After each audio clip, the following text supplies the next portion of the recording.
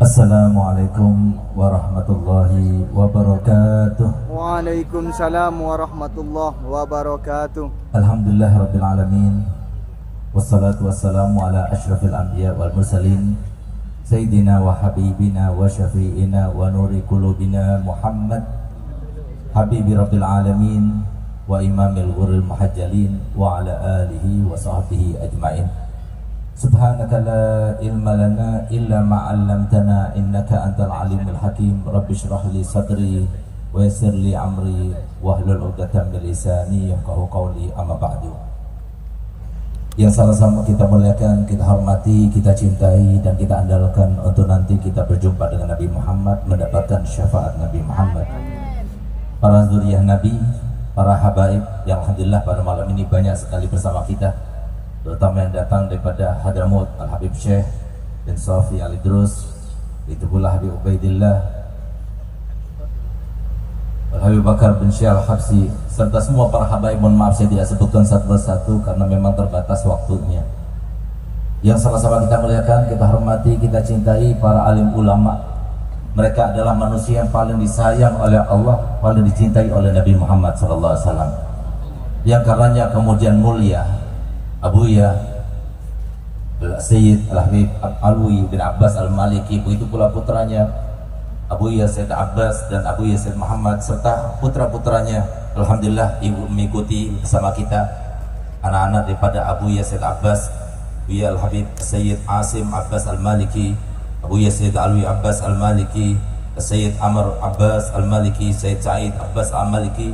Begitu pula putra-putra daripada Abuya Sayyid Muhammad Al-Maliki, Abuya Sayyid Ahmad dan semua saudara-saudaranya. Semoga kita semuanya sebagaimana kita menghauli, mengirimkan doa, mengirimkan tahlil kepada mereka, semoga Allah muliakan kita semuanya dan keluarga kita dengan keluarga yang begitu menyenangkan dan membahagiakan Nabi kita Muhammad SAW. Khususnya Sahibul Bait, Sahibul Majelis, Khalifah daripada Kiai yang begitu dicintai oleh saya punya abah, yaitu Kiai Alawi Khalifatuh Kiai Fauraq. Semoga beliau dan semua keluarga besar daripada pondok pesantren yang diasuhnya ini panjang umurnya, sehat badannya, dimudahkan segala urusannya, ditambah semangat dakwahnya, ditambah cinta nabinya untuk mereka semuanya. Dan semoga kita tidak keluar tempat ini kecuali semuanya berada di dalam hati para ulama yang ada di atas pentas ini, insyaallah, sehingga kelak nanti di akhirat kita mendapatkan syafaat mereka. Amin amin ya rabbal alamin. Para pejabat yang hadir, ada Bapak Wabub dan semua para pejabat dari anggota Polri maupun TNI, saudara-saudara kami kaum muslimin kaum muslimat rahimakumullah. Nabi kita Muhammad SAW mengajarkan kepada kita untuk menjadi umatnya yang cerdas, cerdik dan cermat. Selalu beliau himbau yang semacam itu kepada sahabatnya dan berarti termasuk kepada kita semuanya. Kenapa demikian? Karena memang waktu kita terbatas. Begitu pula kemampuan kita juga terbatas, modal yang Allah berikan juga terbatas, sehingga kalau kita tidak menggunakan otak ini yang memang Allah muliakan manusia yang berbeda dengan makhluk-makhluk yang lainnya karena otak ini. Kalau kita tidak menggunakannya sehingga kita tidak menjadi seorang yang cerdik, cerdas dan cermat, maka kemudian kita akan menjadi orang yang begitu merugi sesuai dengan firman Allah Ta'ala, wal asri innal insana lafi khusr. Oleh karena itu maka Nabi SAW pernah suatu waktu bersama sahabat-sahabat Nabi melewati suatu pemandangan yang begitu indah, kebun kurma, begitu pula kolam yang sangat jernih airnya. Maka Nabi SAW bersabda kepada mereka sahabat Nabi yang bersamanya pada waktu itu, inna fi hadhil manadir al-jamilah lahikam wa ibar. Subhanallah, Nabi SAW kemudian setelah itu pulang melewati pekuburan. Ketika melewati pekuburan, maka Nabi SAW lagi-lagi mengatakan kepada mereka, inna fi hadhil magabir la ibar wa hikam.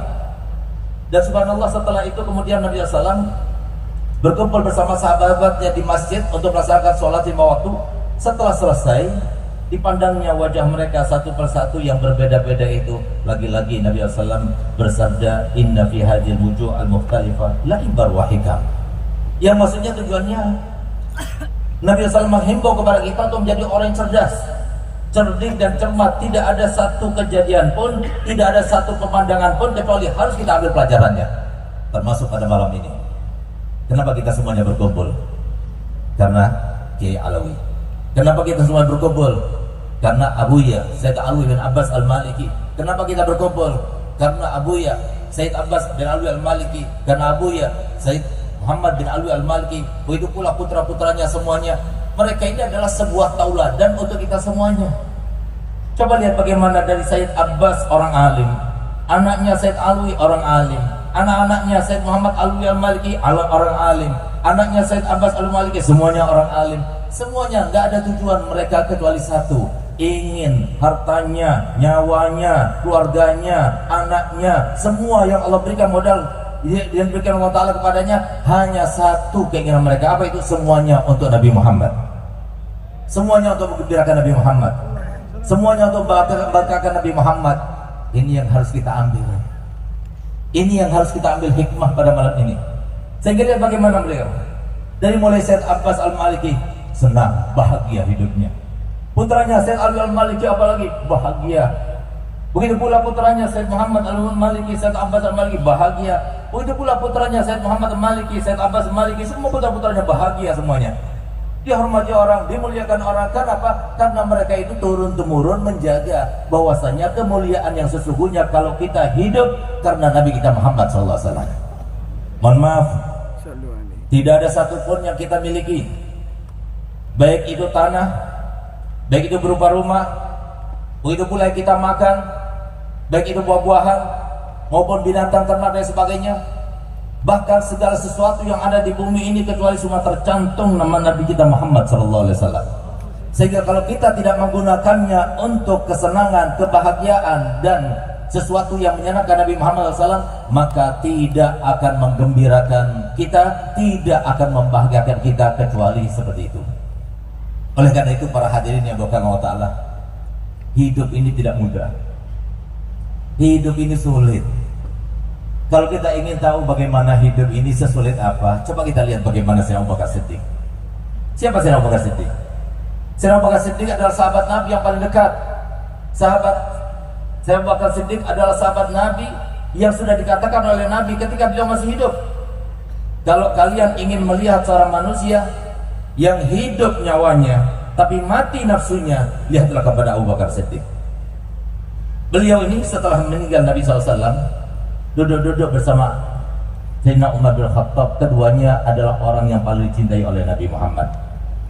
Maka kemudian Sayyidina Abu Bakar berkata begini, sambil beliau itu memegang kepalanya, andai kata aku ini adalah seekor kambing yang kemudian digemukkan oleh pemiliknya, setelah gemuk kemudian dicerna oleh perutnya, setelah dicerna kemudian jadilah kotoran. Andai kata Abu Bakar Siddiq seperti kambing itu, maka kemudian tidak kalah Umar bin Khattab juga memegang kepalanya seraya berkata, andai kata Umar bin Khattab adalah rerumputan yang dimakan oleh binatang ternak itu, yang kemudian dimakannya lalu dicerna oleh perutnya, lalu kemudian keluar jadi kotoran, andai kata aku adalah Umar bin Khattab gitu. Kenapa mereka semacam itu? Mereka dapat jaminan Nabi Muhammad untuk masuk dalam surga. Mereka selalu duduk bersama Muhammad, bahkan mereka mendapatkan suatu kenikmatan yang tidak kita dapatkan, yaitu mereka sudah pernah mandang Nabi Muhammad bukan dalam keadaan tidur tapi dalam keadaan yaqadzah. Tapi lihat bagaimana rasa takutnya kepada Allah Ta'ala. Mereka merasa seperti itu karena memang hidup ini tidak sesuai dengan apa yang kita inginkan dan kita harapkan. Sehingga Nabi Muhammad, begitu pula para nabi dan para rasul, maksud dan visi, misi dan visi tujuannya itu Allah ciptakan, itu adalah memberitahukan kepada kita, gini loh, kalau mau hidup bahagia di dunia ini seperti ini. Contohnya para nabi, contohnya para ulama, contohnya para aulia, dan sekarang seperti tadi saya sampaikan, contohnya adalah keluarga Al-Maliki yang semenjak dari ayahnya Said Abbas Al-Maliki, Said Alwi Al-Maliki, Said Abbas Al-Maliki, Said Muhammad Al-Maliki, begitu pula putra-putranya sekarang semuanya orang berguna, dan orang-orang sudah menjalani dan merasakan bagaimana rasa bahagia di dunia. Sehingga dikatakan oleh para ulama, apakah ada rasa bahagia di dunia? Ada. Siapapun bisa mendapatkannya, siapapun bisa mendapatkannya. Tapi bahagia di dunia sama sekali tidak terkait dengan materi dunia. Bahagia di dunia tidak terkait dengan ketampanan. Bahagia di dunia tidak terkait dengan harta benda yang mewah, yang banyak, yang melimpah, sama sekali tidak. Tapi kebahagiaan itu adalah kalau sudah kita berada di dalam ranah ayat Allah Ta'ala yang berbunyi, inilah orang yang bahagia. Kalau kita ingin tahu siapa orang bahagia, ini orang bahagia. Siapa mereka? Mereka keluarga Al-Maliki ini yang sekarang kita sedang hauli, yang kemudian guru kita almarhum Yai Syed Kiai Alawi mengambil sanad keilmuan daripada mereka semuanya ini. Kata ingin seperti mereka. Apa itu? Allah Ta'ala firman dan dengarkan. Kalau kita ingin tahu siapa yang orang bahagia, dengarkan ayat ini. Innal ladzina qalu Rabbuna Allah tsumma istaqamu tatanazzalu alaihimul malaikah alla takhafu wa la tahzanu wa abshiru bil jannati allati kuntum tu'adun. Mereka orang-orang yang berkata bahwasanya tidak ada Tuhan kecuali Allah, tapi mereka istiqamah sampai mati seperti itu. Mereka sholat 5 waktu, tapi mereka istiqamah sampai mereka meninggal. Mereka jujur, tapi mereka istiqamah sampai mereka meninggal. Mereka berakhlakul karimah, tapi mereka istiqamah sampai mereka meninggal. Orang yang semacam itu yang mengikuti jejaknya Nabi kita Muhammad, jejaknya para ulama, itu bukan cuma rekaan, bukan cuma dugaan, tapi malaikat Allah perintahkan untuk turun kepada mereka untuk memberikan tahu, memberikan kepastian bahwasanya alla takhafu wa la tahzanu. Jangan kamu sedih, jangan kamu takut. Jadi orang yang bahagia itu adalah orang yang gak pernah ada rasa takut, gak pernah ada rasa sedih. Dan semoga kita termasuk semacam itu. Amin, amin, amin. Ya mudah. Mohon maaf, baru-baru ini ada sebuah penelitian yang sangat-sangat mengiriskan hati kita, yang menunjukkan bahwasanya kita ternyata banyak yang tidak bahagia. Apa itu? Dilakukan oleh sebuah survei lembaga penelitian bahwasanya 86% laki-laki di Indonesia takut sama istrinya. Berarti kan tidak bahagia. Kalau sudah semacam ini terjadi, apa artinya? Suaminya gak bahagia, istrinya gak bakal bahagia, anak-anaknya gak bakal bahagia. Karena hanya satu yang bahagia, hanya satu yang beruntung. Yang keberuntungan itu kalau dijaga oleh orang tua, dijaga oleh anak-anaknya, dijaga oleh cucunya, maka terus akan keberuntungan demi keberuntungan akan dia dapatkan. Keberuntungan itu sesuai dengan firman Allah Ta'ala dalam Al-Quran, وَمَنْ يُطِعِ wa rasulahu faqad faza fawzan 'azima. Hanya itu saja. Taat kepada Allah, taat kepada Rasul. Hari ini kami membaca kitab Al-Hikam. Subhanallah, di dalam kitab itu disebutkan dan diterangkan hidup ini cuma ada 2. Yang pertama, kita hidup dengan kehendak Allah, bahagia. Yang kedua, kita hidup dengan kehendak kita, maka kita tidak akan bahagia selama-lamanya. Berapa banyak di antara kita yang hidup di dunia, baik itu dengan keluarganya, dengan harta bendanya, dengan kesehatannya, dengan semua yang dimilikinya, ternyata hidupnya itu tidak bahagia. Kenapa? Karena dia itu hidup dengan kehendaknya. Siapa kita? Apa yang kita miliki? Sampai kita lupa bahwa sejak tidak ada seorang pun di antara kita satu demi satu, yang laki maupun yang perempuan, yang keluarga kiai maupun yang keluarga habaib maupun yang bukan, semuanya itu sudah Allah canangkan, Allah persiapkan untuk menjadi khalifah di muka bumi ini. Inni ja'ilun fil ardi khalifah, semuanya khalifah. Bukan hanya satu orang khalifah, tapi semuanya khalifah. Setiap khalifah pasti punya anak buah, iya memang benar. Tapi khalifah yang Allah sematkan kepada kita, anak buahnya itu adalah anggota badan kita. Tangan kita, mata kita, mulut kita, perut kita, begitu pula kemaluan kita, tangan kita, kaki kita, semuanya itu adalah anak buah kita. Kita diperintah Allah Ta'ala untuk mengatur. Semua anak buahnya harus tunduk kepadanya. Kalau dia tidak tunduk kepadanya, jangan berharap dia akan menjadi khalifah. Yang katanya kalau orang menjadi raja itu bahagia, katanya kalau menjadi presiden itu bahagia, katanya kalau menjadi gubernur itu bahagia, katanya kalau menjadi bupati itu bahagia. Makanya mereka rebutan untuk mencari kebahagiaan itu. Gak bakal dia dapat bahagia kalau selama dia belum menundukkan anggota badannya itu, karena anggota badannya itu adalah bawahannya. Siapa yang membahagiakan? Allah titipkan. Kebahagiaan itu Allah titipkan pada setiap orang. Syaratnya apa? Kendalikan bawahan kalian, kalian akan menjadi raja. Karena bawahan pasti tunduk kepada rajanya. Kalian dimanapun hidup, kalian akan merasa bahagia. Syaratnya apa? syaratnya seperti yang disampaikan oleh Nabi kita Muhammad SAW. La yu'minu ahadukum hatta yakunu hawahu taba'an lima ji'tu bih. Tidak beriman salah satu daripada kalian. Apa artinya iman? Iman adalah bahagia. Apa artinya iman? Iman itu adalah yang sentosa.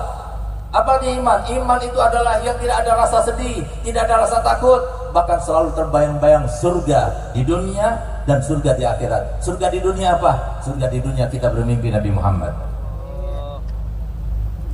Coba tanyakan pada kita.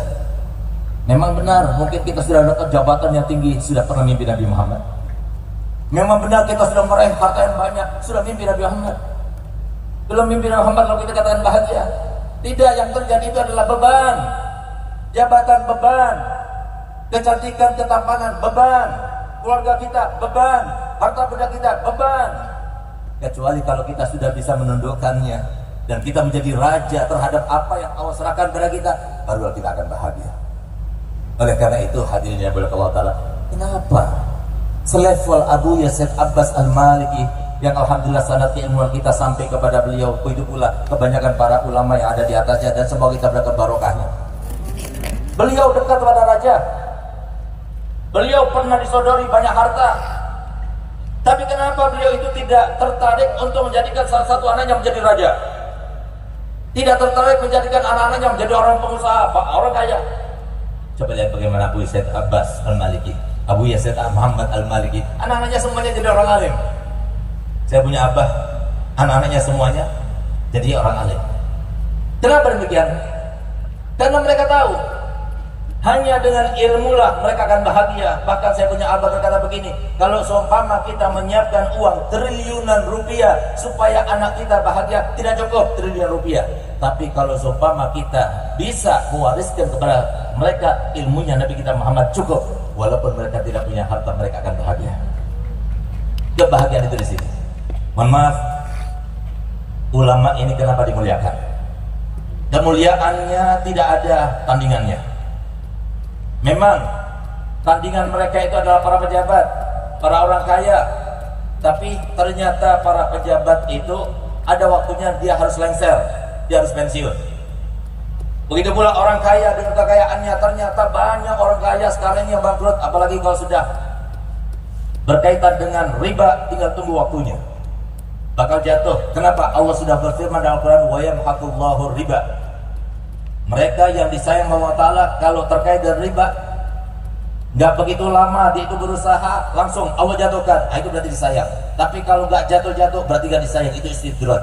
Tapi yang pasti tunggu sebentar lagi atau nanti dalam waktu yang telah ditentukan Allah, pasti dia itu akan jatuh.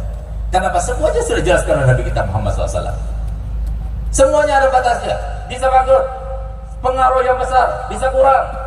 Tapi ulama ya Alawi dihormati sampai meninggal, ya Farouk dihormati sampai meninggal. Begitu pula para kiai, para alim ulama, bahkan tambah tua umurnya, tambah mulia dan dimuliakan. Kenapa demikian? Apakah karena mereka itu berharta banyak melimpah? Banyak di antara mereka nggak punya harta. Apakah karena wajah mereka itu tampan? Banyak di antara mereka tidak tampan. Apakah mereka itu bernasab mulia? Banyak di antara mereka tidak bernasab mulia. Tapi mereka kenapa dimuliakan dan terus membumbung tinggi kemuliaannya, bahkan ketika meninggal dunia itulah puncak kemuliaannya, sehingga tidak ada seorang pun di antara kita yang diantarkan jenazahnya seperti para ulama yang banyak yang mengatakan jenazahnya, bahkan setelah meninggal kuburannya masih didatangi, ditawasuli, dihauli setiap tahunnya dan sebagainya. Kenapa demikian? Karena bukan ketampanan mereka, bukan jabatan mereka, bukan karena harta benda mereka, bukan nasab mulia mereka, karena di dalam hatinya ada ilmunya Nabi Muhammad. Ini kalau sudah di dalam hati ilmunya Nabi Muhammad, makanya saya selalu katakan apa yang disampaikan oleh saya punya abah selalu, beruntung para wali santri, beruntung mereka para wali santri. Kenapa? Karena Nabi Muhammad tidak menginginkan satu pun daripada umatnya kecuali hidupnya harus bahagia. Kalau Nabi Muhammad melihat umatnya susah, Nabi Muhammad juga susah. Apakah ada dalilnya? Ada. Nabi Muhammad telah bersabda bahwasanya lau yushaku ahadukum bisyaukatin fi rijlihi la ajidu alamaha fi qalbi. Kalau seumpama kalian terkena duri, sakit bukan? Maka aku juga merasakan sakit dalam hatiku. Kena duri saja Rasulullah merasa sakit, apalagi sampai kita hidup dalam keadaan hina, dalam keadaan tidak senang, dalam keadaan tidak bahagia. Padahal semua kebahagiaan dan unsurnya, cara-caranya, konsepnya, teorinya sudah diajarkan Nabi Muhammad SAW. Tinggal dekat kepada para ulama, diajarkan. Alhamdulillah, salah satu contoh, saya mengumpulkan antara, memadukan antara ilmu agama dengan ilmu umum. Gini-gini alhamdulillah, seorang rektor dan doktor, dan doakan sebentar lagi semoga cepat turun SK profesor saya. Nggak ada maksud, nggak ada tujuan, kecuali seperti tujuan saya punya abah.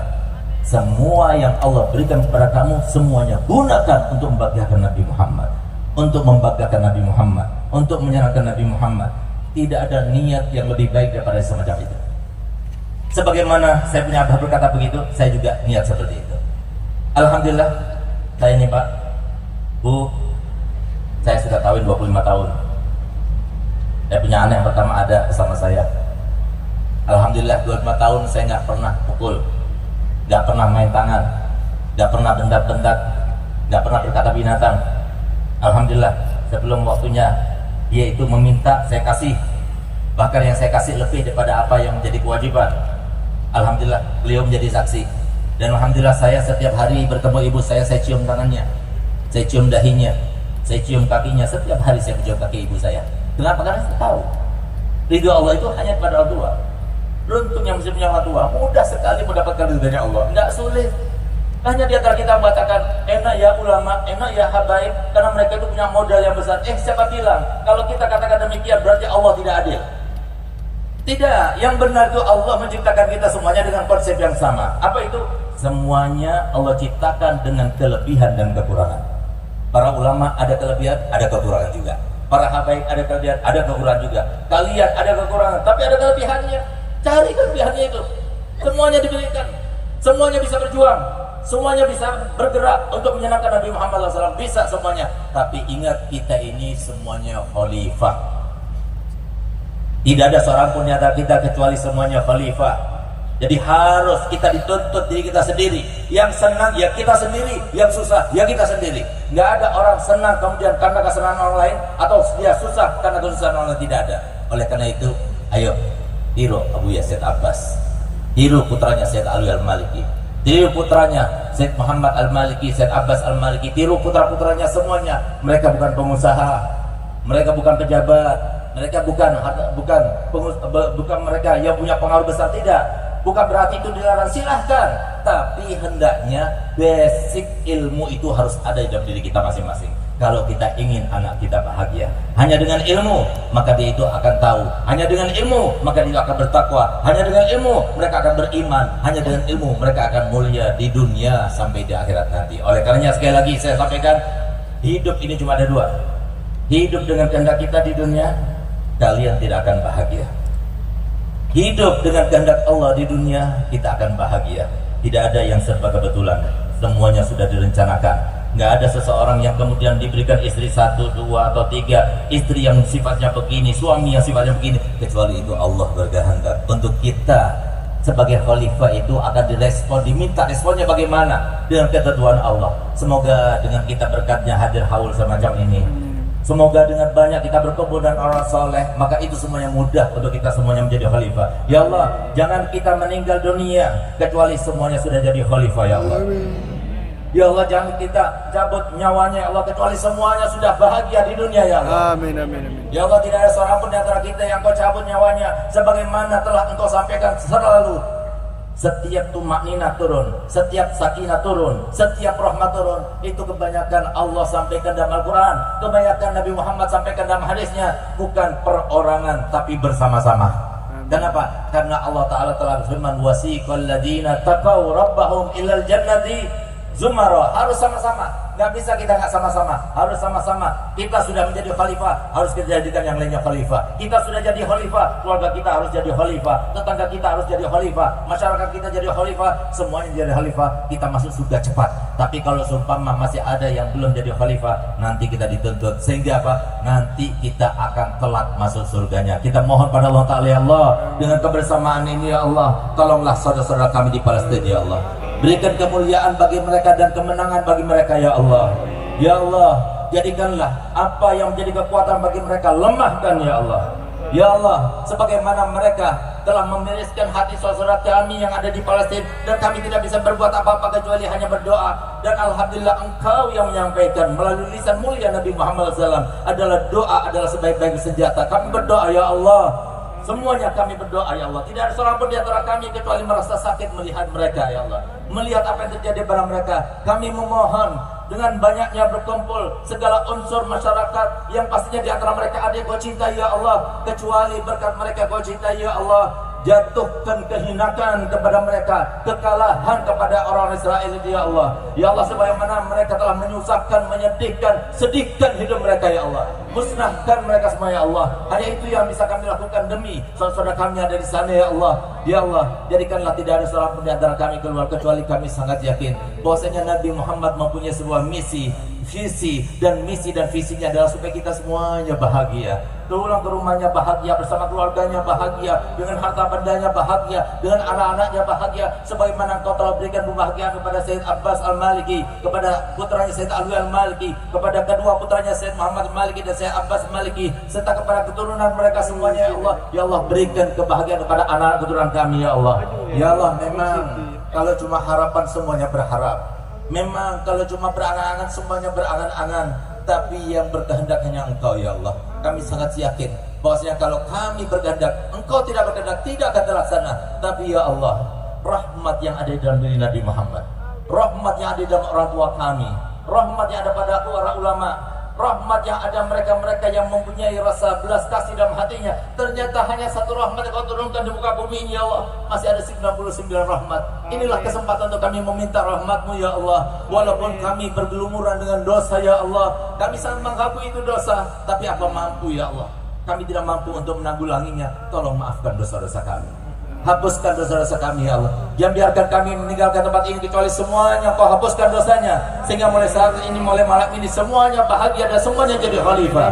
Ya Allah, tidak ada seorang pun di antara kami kecuali Engkau sudah berikan anugerah yang paling besar yang pernah Kau berikan pada hambanya, yaitu hambanya panjang usianya, sehat badannya, dimudahkan segala urusannya, ditambah semangat dakwah dan ibadahnya, dibukakan lebar kesempatan ketaatannya, dan setelah diberikan harta benda yang banyak melimpah tapi berguna bagi agama dan nabinya. Dan ya Allah, setelah berikan umur yang panjang, sehat walafiat, Engkau cabut nyawa kami, dan pada saat itu ada Nabi Muhammad, sehingga dikatakan oleh Imam Ghazali, ujian yang paling berat kepada seorang manusia bukan di masa hidupnya, tapi di akhir hidupnya. Di saat itu setan yang datang bukan kelas teri, tapi kelas kakap bahkan iblis sendiri yang datang untuk menguji kita, untuk menjadi ujian bagi kita ya Allah. Jadikanlah Nabi Muhammad hadir bersama kami ya Allah, sebagaimana telah disampaikan oleh saya punya abah. Beruntung kalian para ulama, beruntung kalian para ustadz, beruntung kalian para donatur yang membantu pesantren, yang membantu majelis taklim, yang membantu madrasah diniyah, yang membantu perjuangannya Nabi Muhammad. Kalian bekerja untuk Allah dan Nabi Muhammad. Nabi Muhammad pasti akan membalasnya, karena Nabi Muhammad telah bersabda, aku ini adalah manusia yang paling pandai membalas jasa. Sehingga kata saya punya apa, paling sedikit balasan yang akan mereka terima, dan insya Allah kita terima, adalah ketika mereka akan meninggal dunia Rasulullah hadir bersama kita. Ya Allah, jadikanlah kami termasuk ya Allah yang berkat kemuliaan tersebut, sehingga kami bisa mengakhiri hidup ini ya Allah yang penuh dengan kepenatan, yang penuh dengan ujian, yang penuh dengan kehendak-Mu, yang belum tentu kami bisa merasakannya bahagia ya Allah, yang harusnya kami merasakan bahagia dalam keadaan husnul khotimah, dalam keadaan husnul khotimah, dalam keadaan husnul khotimah. Rabbana atina fid dunya hasanah wa fil akhirati hasanah wa qina adzabannar. Wa sallallahu ala sayyidina Muhammadin wa ala alihi wasallam, walhamdulillahi rabbil alamin. Kurang lebihnya saya mohon maaf. Wabillahi taufiq wal hidayah. Wassalamualaikum warahmatullahi wabarakatuh. Waalaikumsalam warahmatullahi wabarakatuh.